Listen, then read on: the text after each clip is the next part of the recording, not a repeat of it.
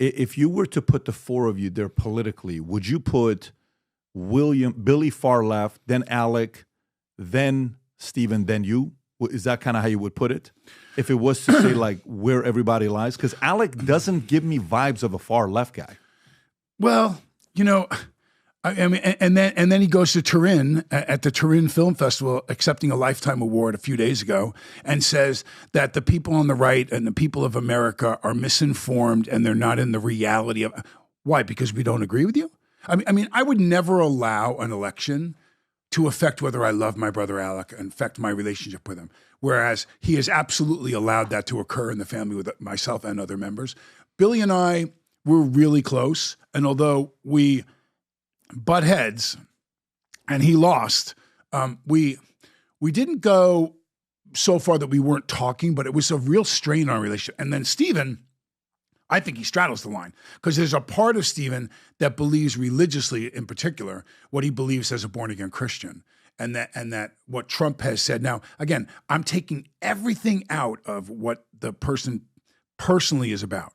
You go all the way back to JFK, and there's tunnels cut under the White House, and Marilyn Monroe, and who killed her. I mean, we could go on and on and on with all the conspiracies and things about infidelity, and from every president, pretty much, besides Jimmy Carter, who's probably the greatest man to ever be president, as a man, not as a president. So, I think Alec and Billy are neck and neck. I think Alec has learned to keep his mouth shut a little bit more right now. He's had a rough couple of years, going on for him, and unjustifiably so. I mean, he for sure, what happened with him was a travesty, and really, really, really, really was sad for him because he deep down is a human being and a good guy. He's a good guy. He's got a big mouth, so. He puts it out there just like I do, but we don't agree. Billy and I, we don't agree at all politically. I mean, Billy believes that the reasons why Billy that I heard can't stand Trump have a lot to do with personal things that he has towards Trump. Are any of them the guys that we want to be our Boy Scout leaders and raising our children? Probably not. Probably not, because it's a terrible job to have. And I think what's required to be president, you have to almost be.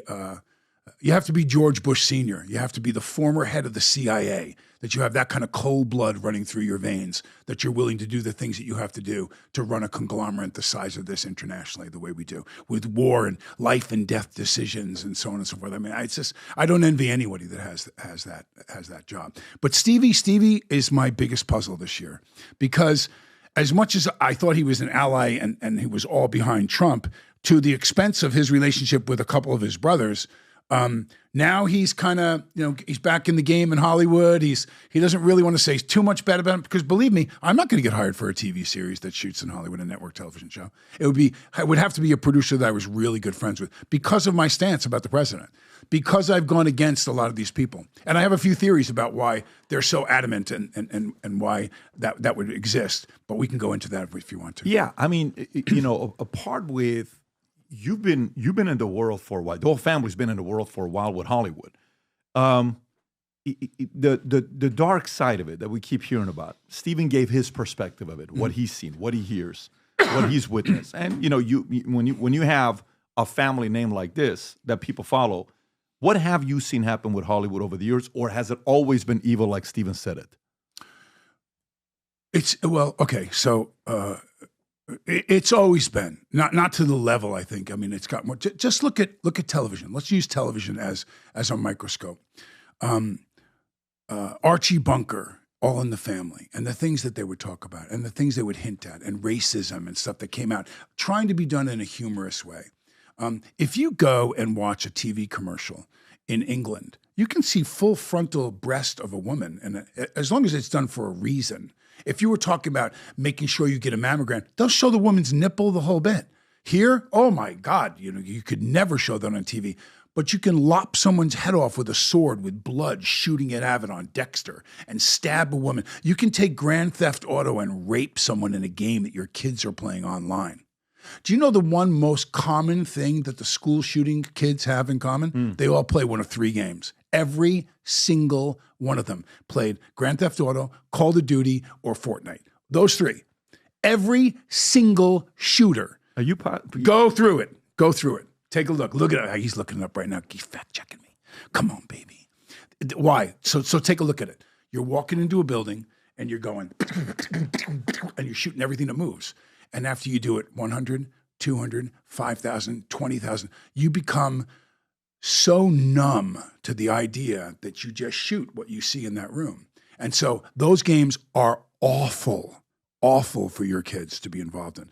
They condone murder. They condone, I mean, they're bad games, man, I'm telling you. But the question about Hollywood, what's happened is we've become desensitized about what we're willing to accept.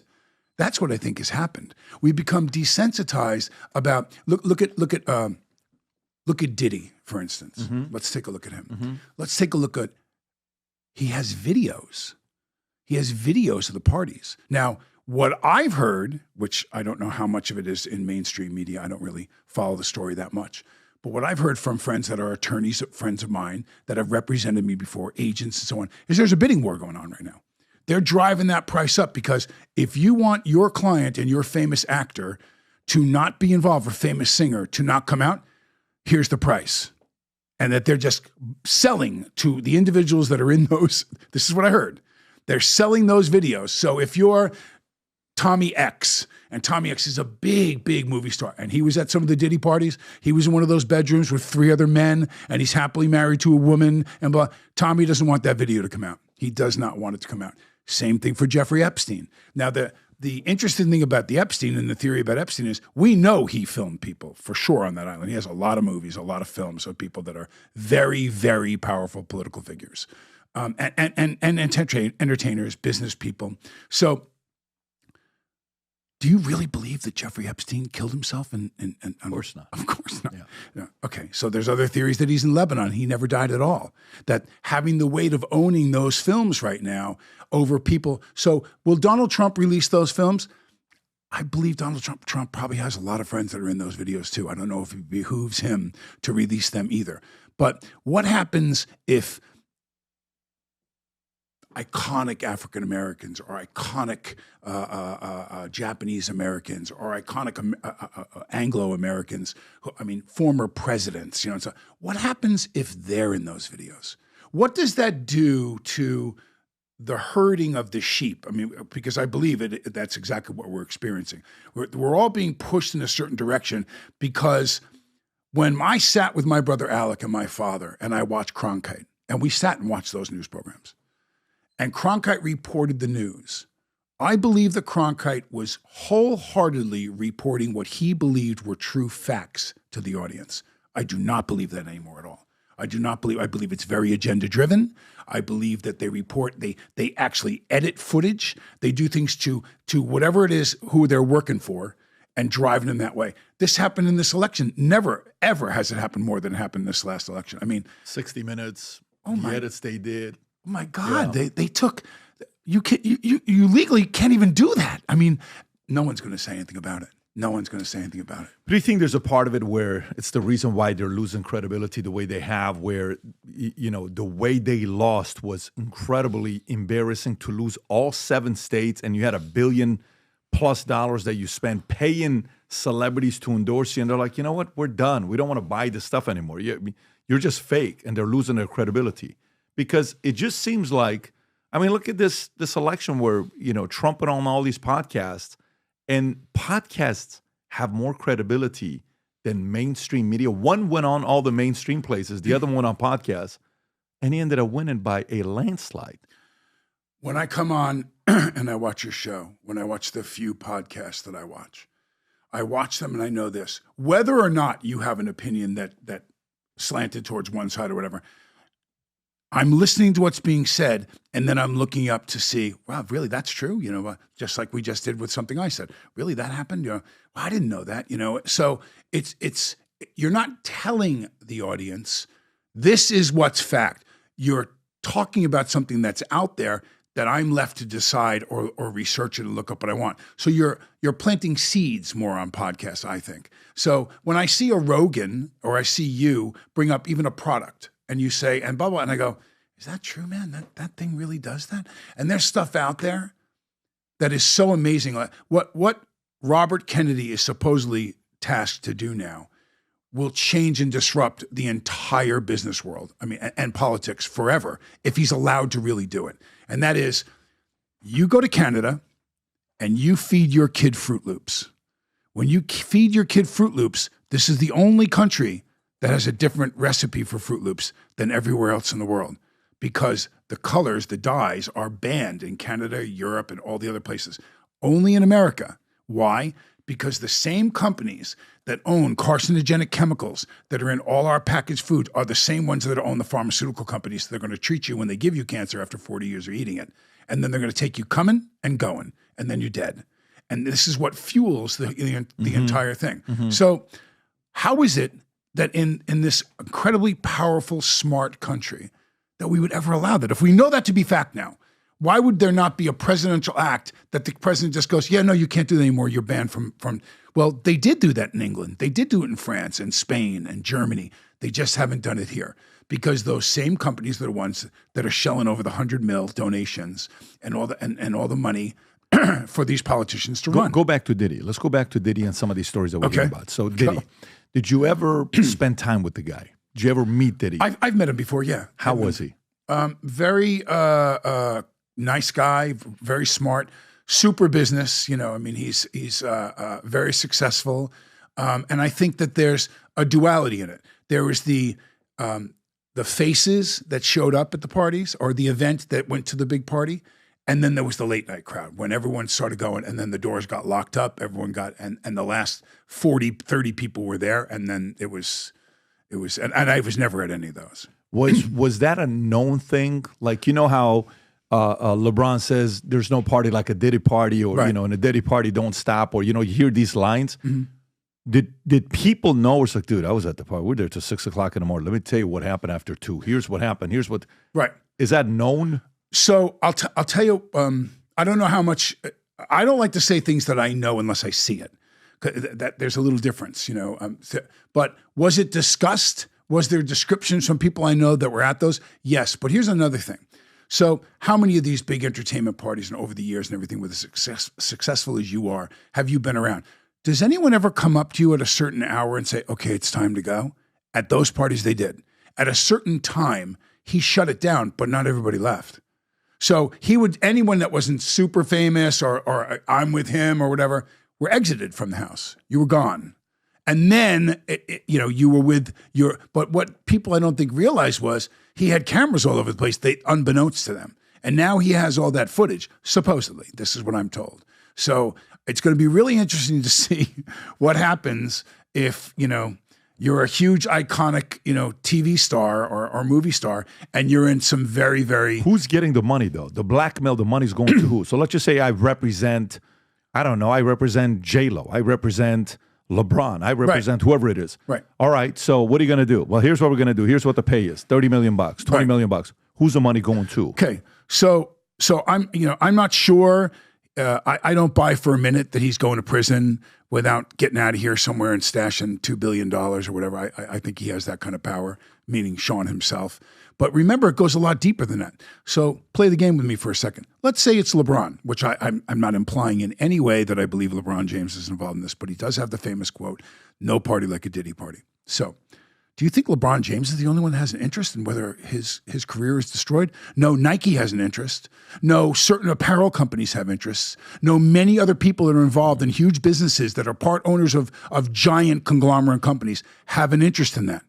So Shaquille O'Neal owns most of JCPenney's. But you're talking about companies that if it comes out, so they might be the one that says they'd pay $25 million for that. You're talking about ruining the sale of an entire line of clothing.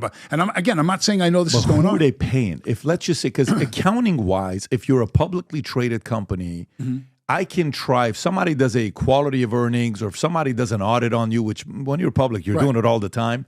What's this $30 million? Oh, it's marketing dollars. To who? Right. Show me who it went to. Who is this account? Yeah. What is this company? So what happens if what happens if I have a tape of, some guy on another show here at Valuetainment, and I turn around and I come to the head guys here and I say, there's this very terrible tape of this guy, and Valuetainment decides to make a donation to or a marketing deal with me. You're right. It's going to be something like that. They're not going to say this is for the video, but Who is the I believe his representatives represent him. No, that would be who they're implying. Yeah. Well, that's the part where, I'm wondering so one, more people are getting bolder to put the stuff out about him. What does that mean? More people are getting bolder to say, here's a video of him and his girlfriend. How come we didn't see it before? It's been around for a while. Now you're showing it to us. Here's who this person came out. $30 million here. This person over here. That person over here. Jamie Foxx, I don't know if you saw the one with Jamie Foxx saying the fact that when his special comes out, he's actually going to talk about the fact that Diddy's the one that poisoned him. Again, this is a story. I heard that story too. How a story about Sean Diddy Combs and Jamie Foxx mystery illness went viral. Is this the one? Yeah, December 2nd. Go a little lower. Some of the upcoming Netflix comedy shows. Jamie Foxx expected to include the actor addressing a mysterious 2023 health crisis that left him hospital. This is from today. Right. For more than 20 days and recovering for months more, but has also sparked rumors it was Diddy. May have some of the response for it. Okay. Which Combs' camp has denied, but Fox has not. I mean, of course Combs' camp is going to deny, right, but it's what Fox is going to say because everyone's interested in what Fox's story is. But now, if you go and you look further about the number of people that have had this sudden death thing happen to them that are related to Diddy, it's like some viral lung or something, like some weird, but like 5 people that had information on him that were going to testify against him, look it up. So if you look up, death trail of Diddy affiliates due to mysterious disease or whatever you want, and it's going to come up and you're going to go, wow. So, and a lot of the same symptoms as Fox. And there's a number of them that, it was a couple that both died. One died, the husband, I think, and then the girlfriend died like a month later of the same thing, and they believe that it has something to do with him. Again, I don't know this, but it just seems very suspicious when you go through and you look at